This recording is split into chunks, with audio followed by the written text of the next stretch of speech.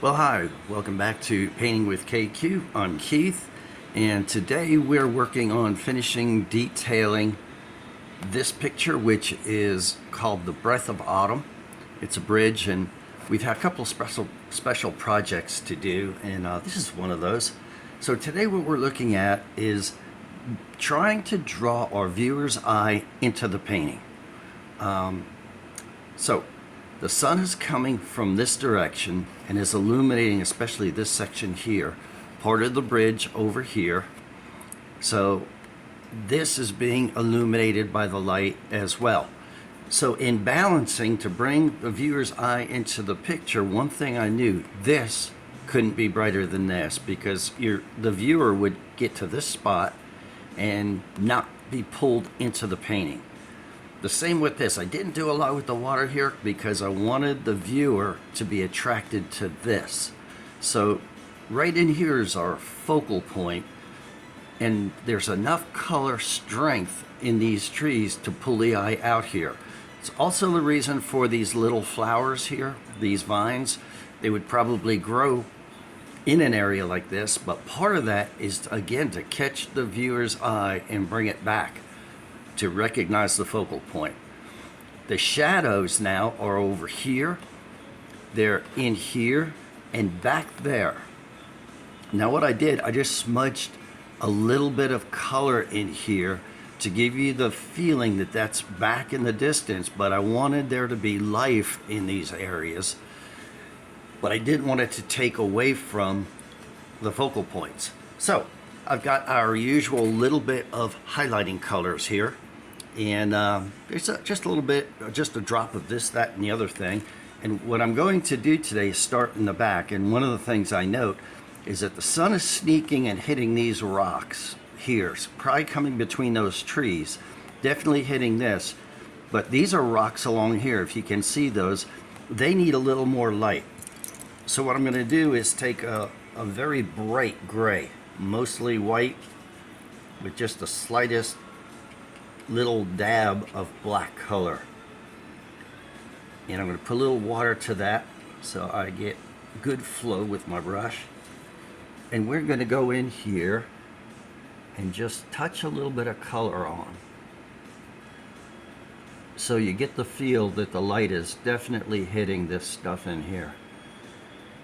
And again, it's a balancing act, because these stones here are being hit by sun ray.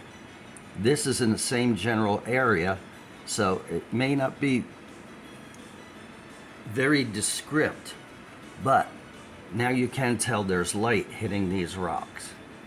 That's exactly what we were saying we wanted there. It doesn't have to be a ton of it, just enough to balance these rocks with the rocks across that little stream there. And you see how that changes that already? It looks like it's more involved. Now, while we have this bit of, I have a little liner brush here, pretty fine. I'm going to put some yellow on with the smallest touch of green. And I'm going to also thin that down a little bit. This is a heavy body yellow. One of the things you'll find out about that is they can dry out very quickly, because these are acrylic paints. So what I'm doing, I'm just putting a few lines of brighter color in here to reestablish, bringing the eye back here. You notice I put shadows in here for the trees. Again, you know, give you the feel where the light is coming from, keeping the balance.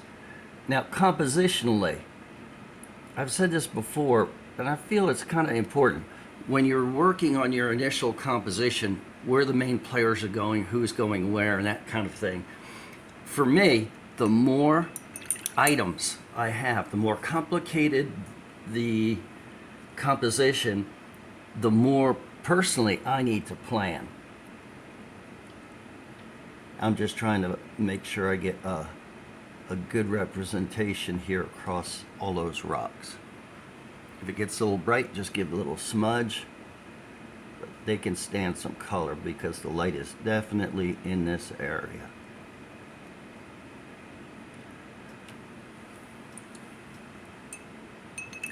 Now, if you have a composition, say you have a moon here and there's just fields of wheat, I might do most of my composing what I call on the run.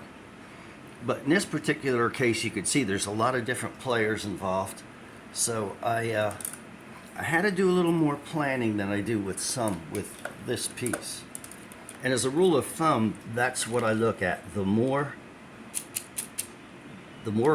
item or more complicated the items in your composition, the more personally I need to plan it.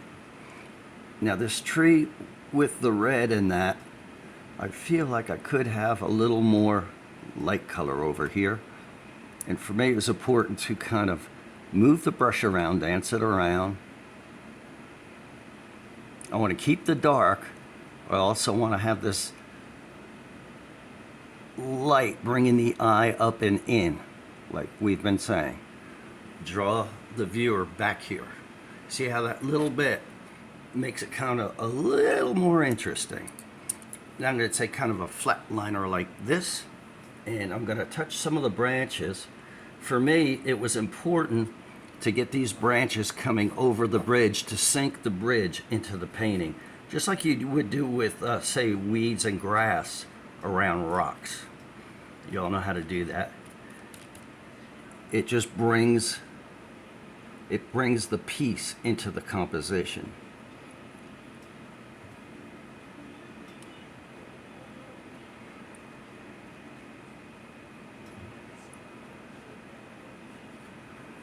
So I'm thinking the light coming this way, all of a sudden it's hitting that branch right there. Maybe touching this a little bit. And it makes it come off the bridge a little bit so you could see a little better. Some bright red leaves there. Now this is going to be less saturated over here because it's more in the shadow. And you'll notice that what I did to do the bridge, this was black. The first thing I did was I put the flat rocks across the top. Then the next thing I did was put these little stones across the bottom of this. Then what I did, I took just a chalk pencil and kind of penciled in the rocks where they were going to go, but keeping the black background. Then I just put some texture to the rocks. Then I darkened this side to be in the shadow, brighten this side, which is in the sun. And basically, the viewer looks at it and says, "Can't tell, this is in the shadows over here." So you could see with those, just that little bit of detailing there, like we did on this tree, that it causes the eye to come back and into the piece. I might put a little bit of brightness over here, but I don't want to fight with this too much. In fact, I think you have a good idea. You thought to brighten this piece on the front a little bit. Now with acrylics, I am calling this like the final detailing, but with acrylics, they dry darker, a shade or so darker. So it may be that before I clear coat this, that I might have to just brighten a highlight or two one more time till I'm happy with it. And usually by the second day after it's been applied, I can kind of tell if I'm happy with it. So when you put the line across the top of a piece of grass like that, it can add a little more interest. Just put one fine line down here. And what it does, it gives contour. It's not everywhere, just here and there.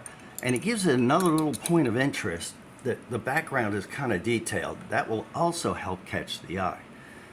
Now, black and white. Some people say they never use pure black, they don't use pure white. I usually save those bright, very saturated colors for this last step. Because you can tell there's almost no white in here. These flowers are about the only thing. You can't tell, but there's a little yellow center on those as well. But now I'm going in with a pretty saturated, straight titanium white. Reason for that, I want it, this is bright. One of the brightest pieces in the whole work. There. This I want to keep kind of nondescript, and this is actually blue colors the rest of this water. So we will take a little green, add it to that heavy body yellow. Take some paint off the brush. You can see that. You can hardly even see that. So it's bringing a little bit of color, but it's not taking over. Oops. There we go. Yep. There. So I think at this point, I think we're good to go. I'm going to say that the detailing to me looks good. We have brought the viewer's eye to and into the painting, and I'm pretty happy with that. So, as always, it's been great being together today. Hit the like and subscribe, and I'll let you know when we get our next video out. Don't know quite what it's going to be because we have some projects that we've been doing. So anyway, as always, I hope you have an incredible day, and bye now.